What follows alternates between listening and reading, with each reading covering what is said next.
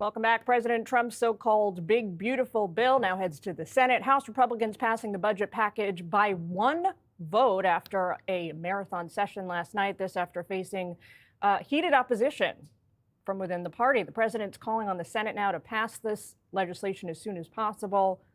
Here's some GOP senators weighing in today. I think there's some opportunities for more efficiency, some more savings, and there's still a lot of decisions to be made. So I think we're talking about weeks or months. Let's don't get high on our horse here that we've somehow made some major advancement of reducing spending, because we didn't. Let's bring in Kevin Hassett now. He's director of the National Economic Council. Kevin, that was a close call last night. Yeah, but it's a historic day.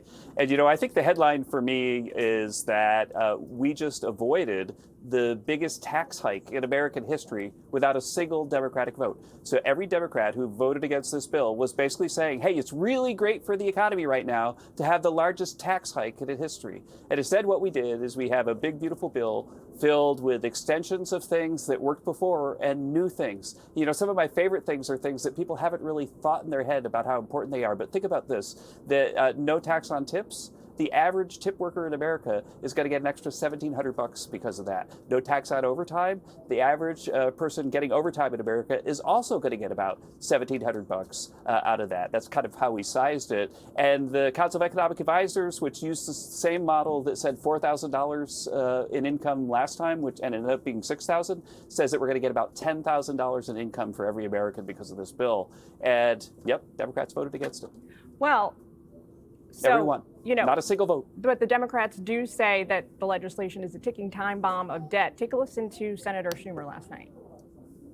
14 million Americans are in danger of losing their health insurance. This bill will shut down rural hospitals, community health centers, urgent care clinics, and more. Republicans are stealing from hungry kids, stealing from low-income families to give trillions in tax giveaways to the wealthy. This is not beautiful. It's ugly. It's revolting. So how much is that $1,700 a year in savings going to count for lower income Americans when, as the senator says, public services are going to be slashed? Public services are not going to be slashed. That's ridiculous. This is a senator who didn't think at all about the deficit while we increased deficit spending by $2 trillion a year. The bottom line is that there's a lot of spending reduction in this bill. And President Trump met with the Freedom Caucus guys, who are the toughest guys in the House on spending, and they came out and voted for the bill. And the reason is that there's a lot of spending reduction in this bill, but also there's going to be more spending reduction coming week after week after week because of the work of OMB and DOGE. And so the people who want to see government spending decline, and that's certainly not Senator Schumer, are going to be satisfied with this bill, but also with everything else we do between now and the end of the year.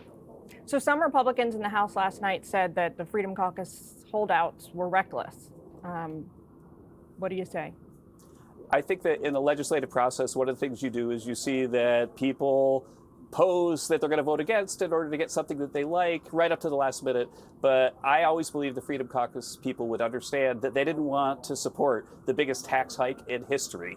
The biggest tax hike in history if they opposed this bill, and they came around. And I think that in the end, they want more spending cuts, and President Trump wants lots of spending cuts in this bill, and he wants DOGE and OMB to put downward pressure on government spending for the rest of his term. And so the spending hawks don't have to worry if they're a little bit disappointed with how much spending cut is in this bill. I know that you and your office are talking to your Republican colleagues over on Capitol Hill, the Senate just making a mad dash for recess.